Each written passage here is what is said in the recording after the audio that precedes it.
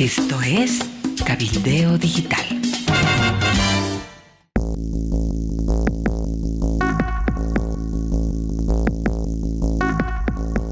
Hola Amalia, hola amigos del planeta, miércoles 27 de marzo y tenemos para ustedes las noticias de último momento.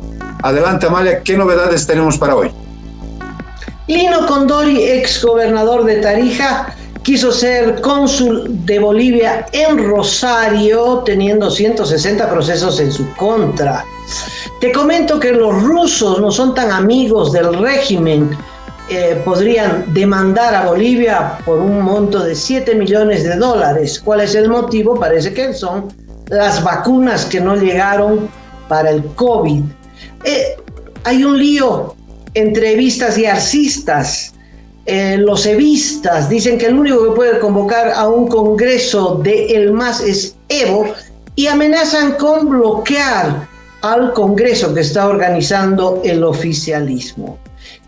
Además de eso, pues hay otras noticias que tienen que ver con el fútbol. Los dos equipos argentinos están fritos, van a tener que llegar por tierra a los campos deportivos donde van a pelear por la Copa Libertadores. No sé si se me queda algún otro tema importante, Cacho.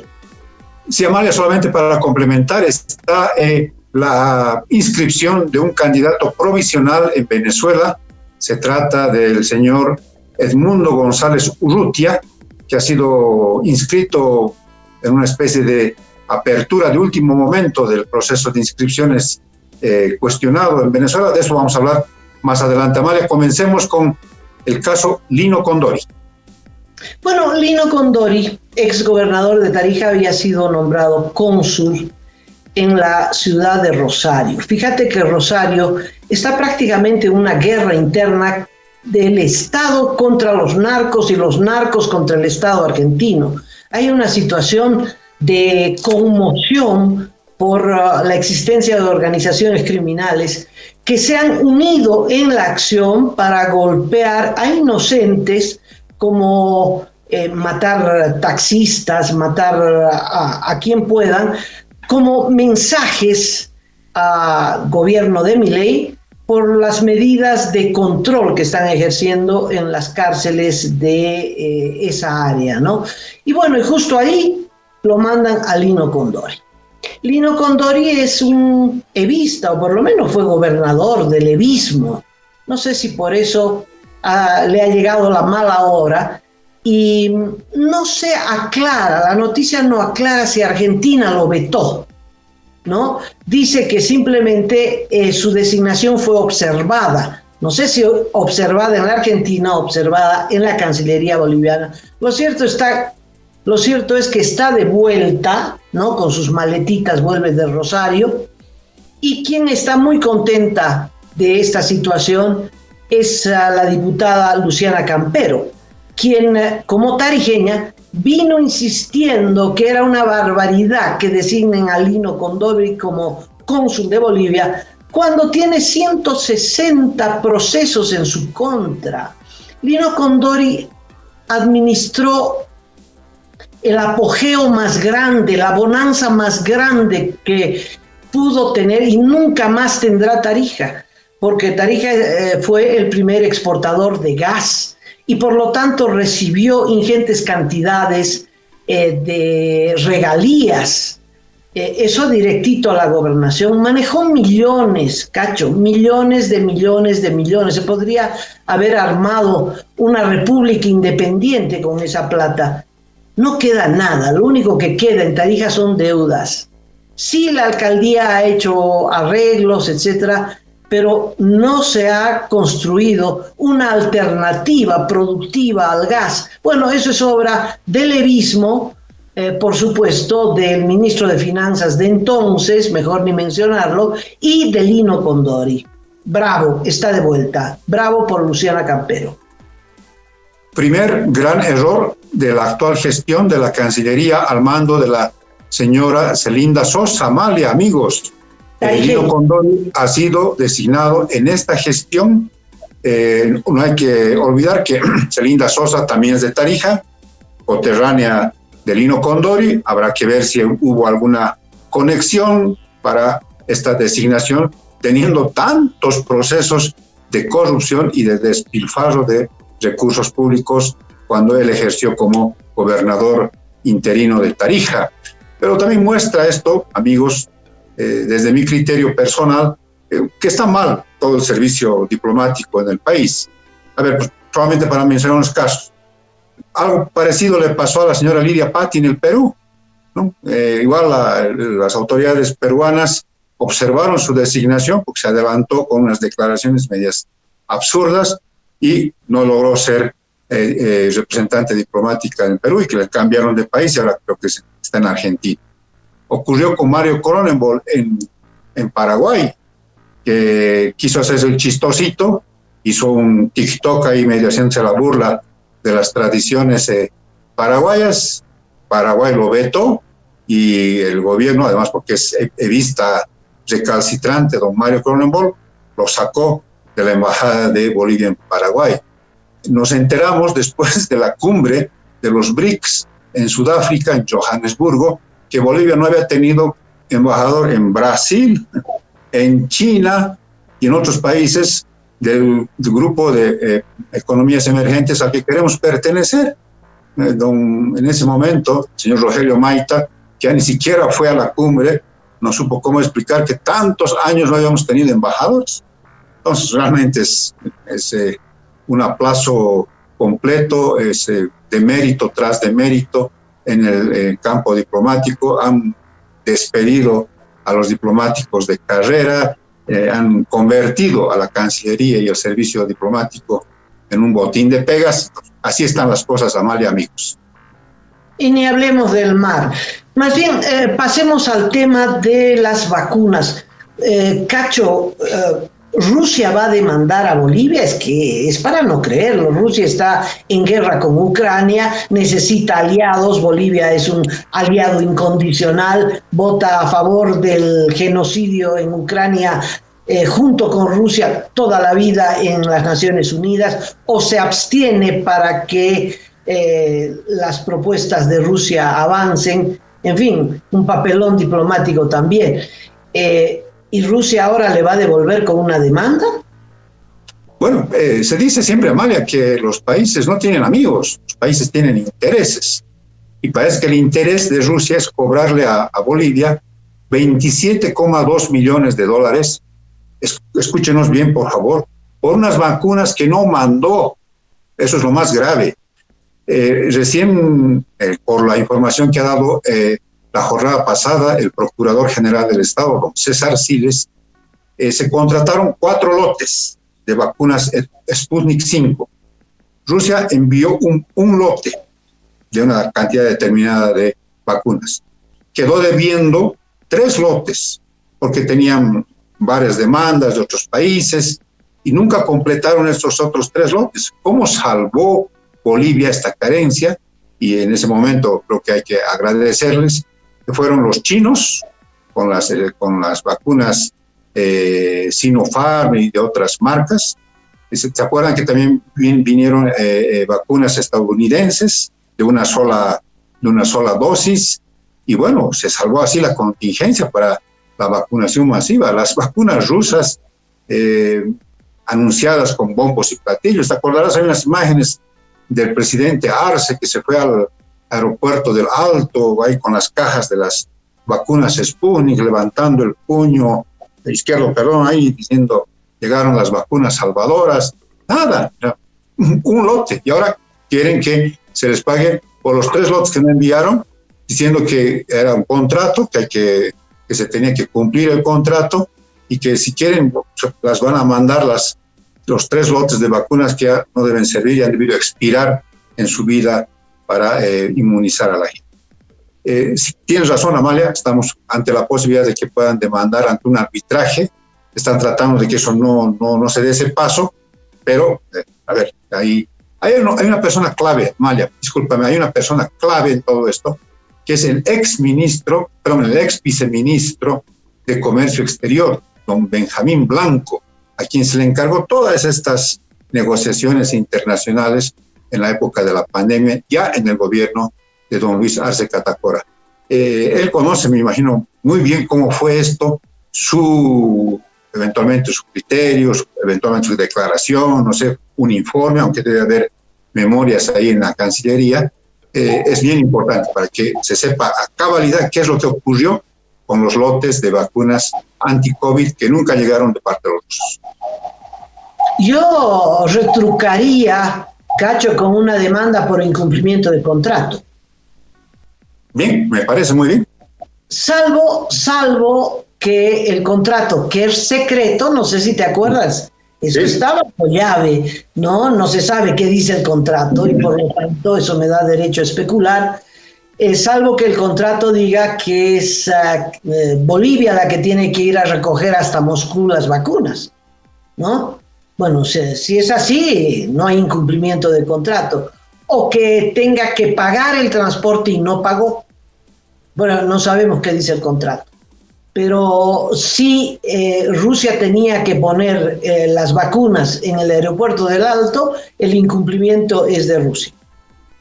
En fin, ahí ves que, como tú dices, no hay amigos. En vano el gobierno está gastando, no sé si le queda algo de prestigio, pero el comprometerse con Putin, con sus crímenes, con sus fechorías dentro de Rusia, los asesinatos a los opositores, es decir, defender a Putin cuando Putin no va a defender a nadie.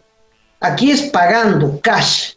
Así están las cosas. Y también el gobierno de Arce, pues has visto que ha mantenido un silencio vergonzoso frente a la arremetida de Maduro contra la oposición cuando están en ciernes unas elecciones y se supone que en las elecciones pues tiene que haber al menos, aunque sea formalmente, un ambiente democrático.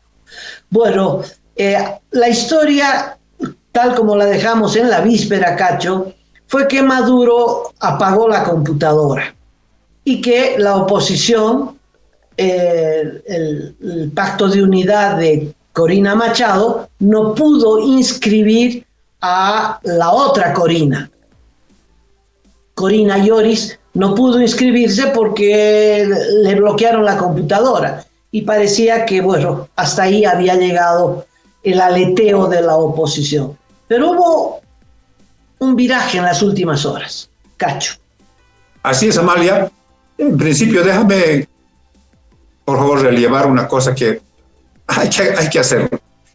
Fuimos los primeros, tú, Carlos Valverde, mi persona, en abrir este tema, ¿no? ¿Te acuerdas? El sábado, en el programa Último Momento, en el que participó Carlos Valverde, ya tocamos este tema como diciendo, fue una jugada inteligente de Corina a Corina, de la sucesión por la inhabilitación de María Corina Machado, a Corina Lloris, una historiadora, una filósofa venezolana que parecía bien. Como tú dices, le apagaron la computadora, no la dejaron inscribir, pero ante estas voces de repudio de Colombia, de Brasil y de otros países, pero fundamentalmente de Lula da Silva y de Gustavo Petro, mágicamente se abrió por 12 horas, se encendió la computadora y la oposición venezolana logró inscribir al internacionalista y diplomático venezolano Edmundo González Urrutia. ¿Quién será? Nadie lo conoce, por lo menos primera vez que escucho su nombre, y está inscrito como candidato a la presidencia para las elecciones del 28 de julio, a nombre, bajo las siglas de la Mesa de Unidad, que ahora es la plataforma unitaria, pero está ahí la sigla, ellos le dicen la tarjeta, la sigla. Entonces se ha inscrito este señor y parece que hay un plazo, Amalia, amigos, que establece la posibilidad de cambiar a el candidato presidencial. Entonces, seguramente en una especie de recaudo político electoral, la oposición está esperando que se cumpla ese plazo para eventualmente cambiar al señor González Urrutia, que se quede al margen e ingrese eventualmente Corina Lloris y no haya ningún tipo de dificultades. Están manejándose esto en estos ámbitos, juegos de ajedrez en jugadas ahí precisas en Venezuela. Y entonces se puede decir en este momento que la oposición venezolana tiene un candidato provisional a las elecciones del 28 de julio.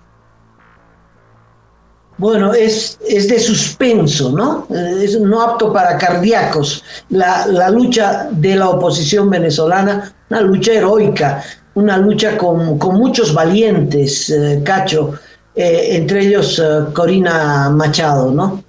Entre ellos sí, y ella. Sí.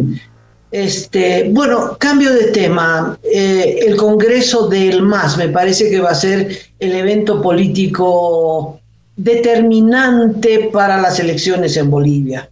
¿Quién se quedará con la sigla del MAS? Es la pregunta periodística, también de suspenso.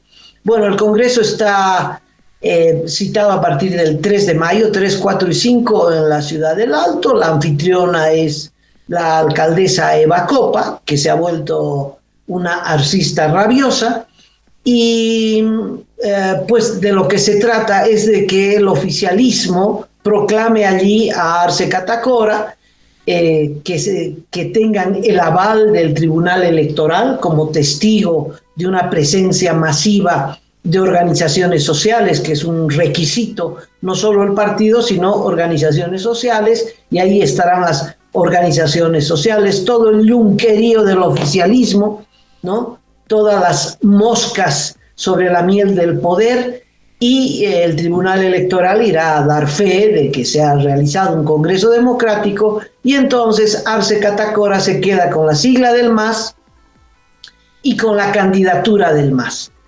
Evo Morales, desde el otro lado, ha dicho que no lo va a permitir, ¿no? Algunos de sus voceros han manifestado que si se necesita recurrir a los bloqueos, van a bloquear.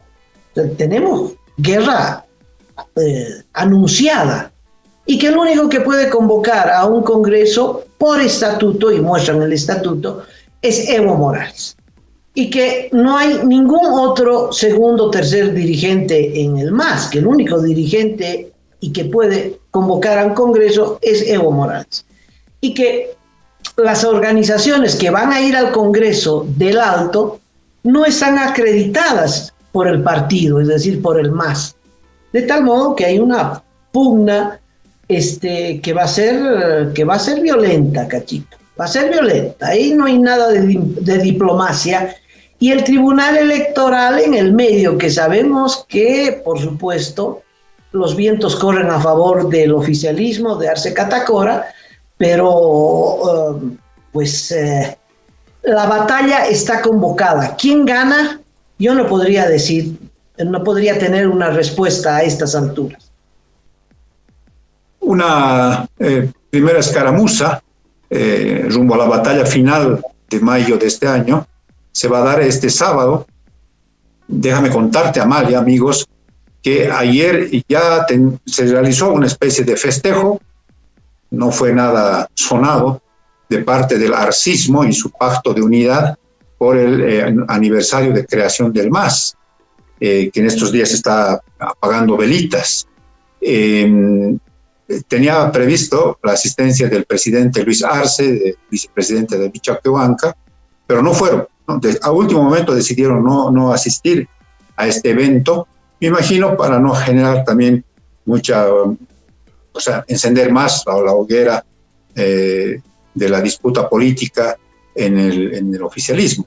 No fueron, y los que sí van a festejar, y con todo, porque se lo están anunciando así, son los evistas en Yapacaní, este sábado, 30 de marzo, porque dicen que ese es el verdadero MAS. Entonces me imagino que va a estar encabezando los discursos furibundos Evo Morales, y me imagino también el conjunto, la dirigencia partidaria del MAS. Ahí seguramente van a ratificar esto que muy bien señalas, Amalia, de que el único que puede dar su ok, su visto bueno para la convocatoria a los congresos es Evo Morales, porque sigue siendo presidente del MAS bajo los estatutos que se aprobaron la anterior vez. O sea que, si bien están en entredicho los nuevos estatutos y la nueva dirigencia que salió de la UCAeñe, los antiguos siguen vigentes, y en los antiguos Evo Morales es el presidente del MAS. Entonces están complicados, y claro, todo esto apunta a que la cosa va a ser gravísima hacia mayo, donde ya incluso están amenazando de verse en las calles, en los caminos, y bueno, ya volverán los silletazos, volverán los bochornos en los eventos político-partidarios, así que veremos que esto hacia mayo, donde se va a definir, como tú dices, quién se queda con la sigla del MAS. Cacho, por un tema de honestidad política, ¿no? Lo que está en la agenda es un asalto por parte del oficialismo a Evo Morales. Pero, por Dios, el MAS es de Evo Morales. El MAS, es decir, no hay forma de hacer una pequeña historia del MAS sin mencionar a Evo Morales. Evo Morales es el creador del MAS. Evo Morales es el dueño del MAS, definitivamente. Si te gusta o no te gusta Evo Morales es otra cosa, pero el punto es, ¿quién es el líder auténtico del MAS? Es Evo Morales. Arce Catacora, pues no era nadie. Evo Morales ya era presidente, ya había lidiado 4 elecciones y ganó las elecciones, y Arce Catacora era un funcionario del Banco Central. Ni siquiera era director del Banco Central, era un funcionario del Banco Central.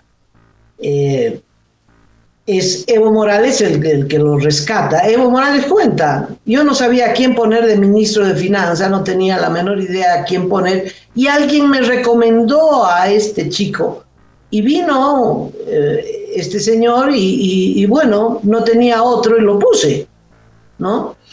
¿Será que Arce Catacora juró al MAS?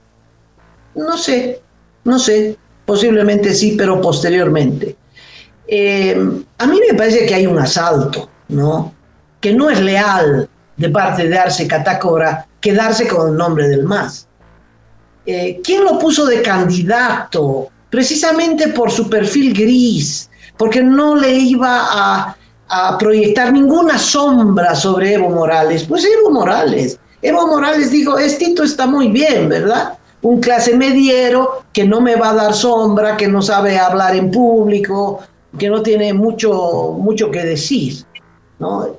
Este Arce Catacora no me va a echar sombra, y lo puso de candidato. Viste que no lo puso a David Choquehuanca, porque no quería un indio echándole sombra a su persona, ¿no? Que ahora reivindica ser el primer presidente indígena del país.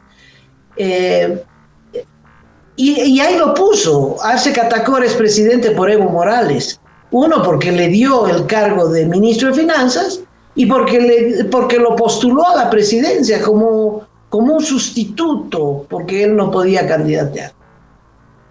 Y luego, Arce Catacora, después de recibir tanta crítica de que era un títere de Evo Morales, que era títere, bueno, se puso de titiretero ahora, ¿no? Y ahora le quiere no solamente arrebatar la sigla, sino proyectarse como el gran líder del MAS, que no lo es. Yo creo que lo honesto es, si Arce Catacora reniega de Evo Morales, que es una pena, y están renegando, él no va a poder renegar, él es coautor de todo lo que se ha hecho en ese régimen y continúa siendo, es coautor, Cacho, no puede lavarse las manos de lo que pasó antes. Ay, no sé si lo oíste a Gustavo Torrico diciendo, compañeros, han hecho mal y ahora tienen que responder. ¿Cómo que han hecho mal? Si él era parte constitutiva del evismo, del MAS. Bueno, no. Arce Catacora tendría que fundar su partido, y ahí te quiero ver. Arce Catacora que junte, no sé, 1 millón de firmas que necesitan, que arme su partido, que sea el partido de Arce. Me parece muy bien, pero el MAS es de Evo Morales. Eso no se lo va a quitar nadie, aunque el Tribunal Electoral le dé la razón a Arce Catacora. Escuchándote, Amalia, la verdad que es muy, muy interesante lo que dices, porque detrás de todo esto, el telón de fondo, es el poder. Como tú dices, un personaje gris que no iba a generar ningún tipo de problemas, porque la misión de Luis Arce era cuidarle el CATU, cuidarle la presidencia, hasta el 2025, retornaba Evo Morales y todo ok, aquí nada había cambiado. Esa era la misión. Pero ¿qué modificó ese plan? El poder. El poder es muy grave, es una especie de adicción, es un veneno, por decirlo algo, que se te mete y cuando empiezas a saborearlo, te gusta más, y entonces te vuelves insaciable, igual que Evo Morales. Entonces está atravesando esa faceta. Luis Arce es el que dispone de vidas y haciendas en el país, es el que con un chasqueo de dedos puede arreglar la situación económica de alguna persona o hundirla, si quiere, en términos judiciales, económicos. Ese es el poder, y claro, es una cosa, caramba, que no se puede dejar, ¿no? Mucho más si tienes cosas que ocultar debajo de la alfombra, ¿no? Entonces es grave, el poder es grave. Y entonces yo me acuerdo mucho de una frase que repetía siempre Waldo Albarracín, ex defensor del pueblo, ex rector de la universidad.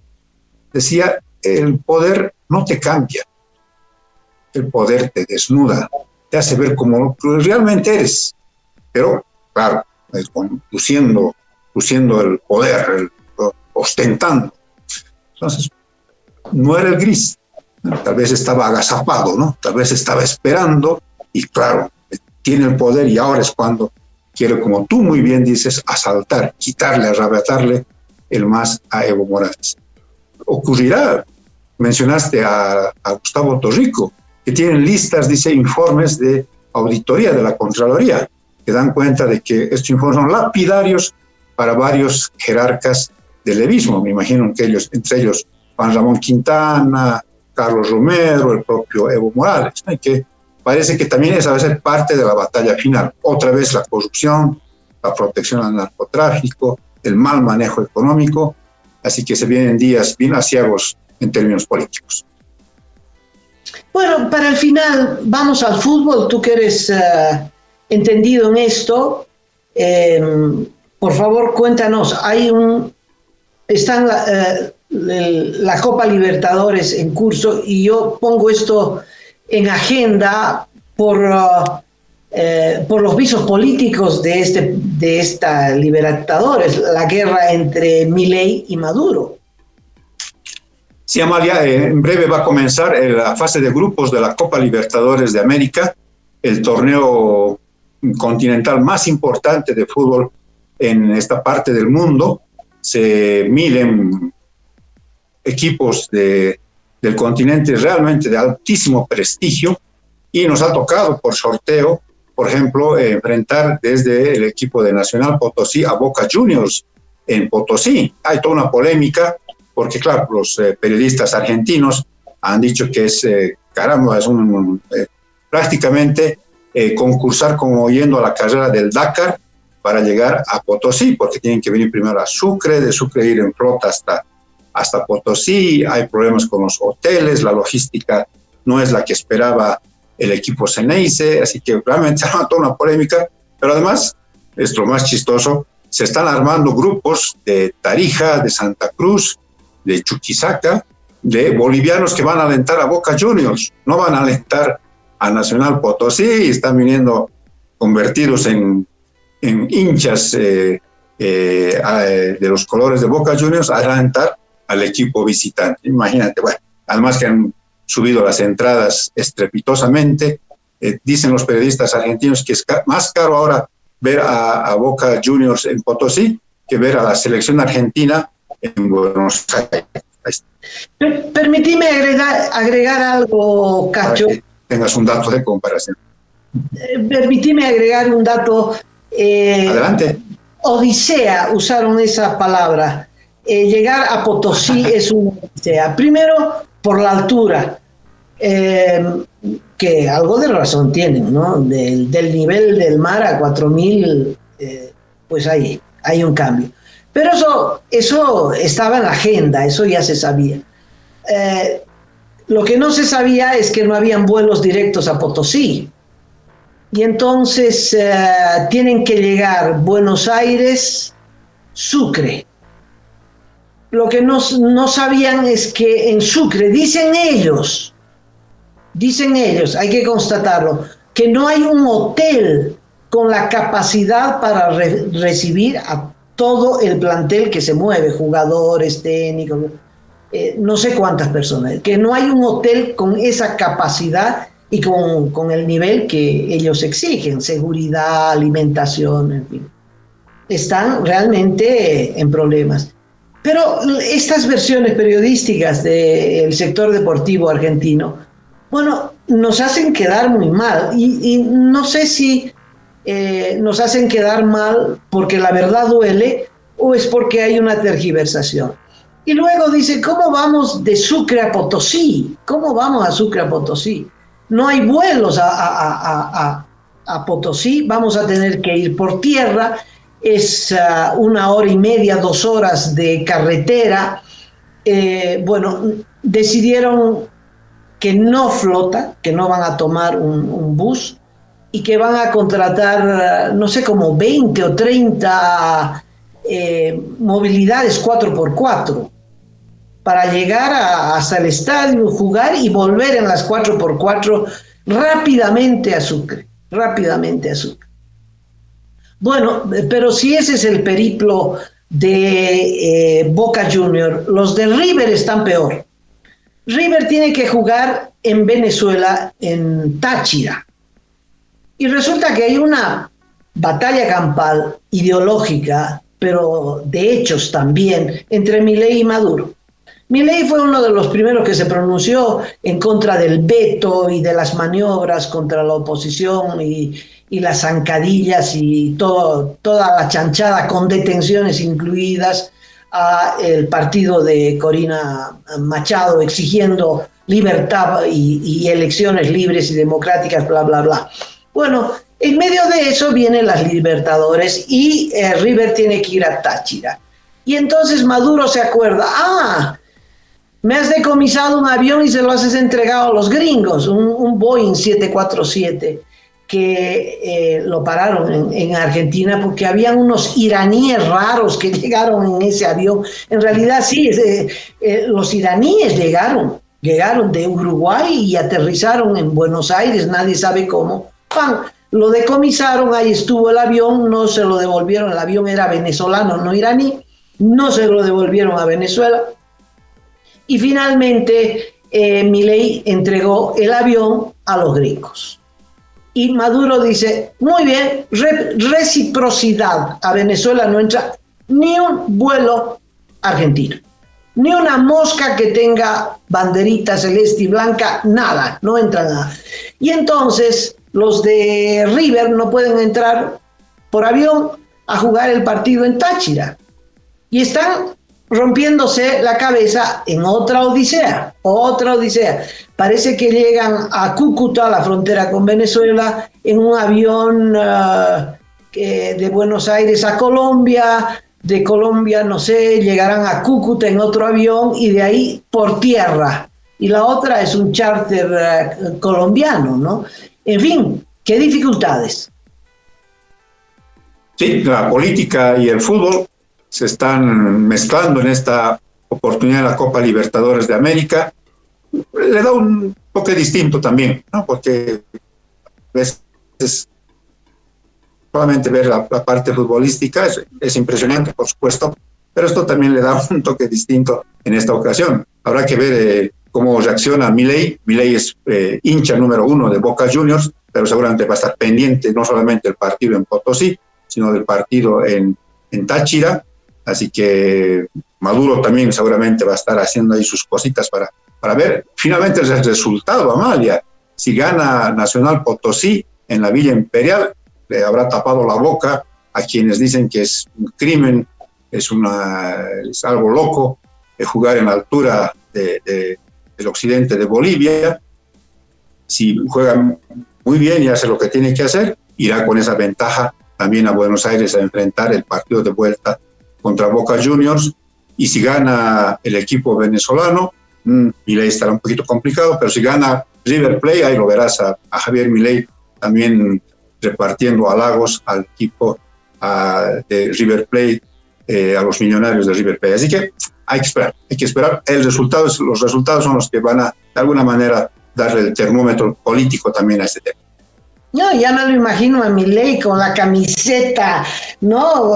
Celeste ahí dándole vueltas encima de la cabeza, ya me imagino. Bueno, llegamos al final. Cacho, ha sido un gusto. Será hasta mañana. Un placer enorme. Un placer enorme, Amal.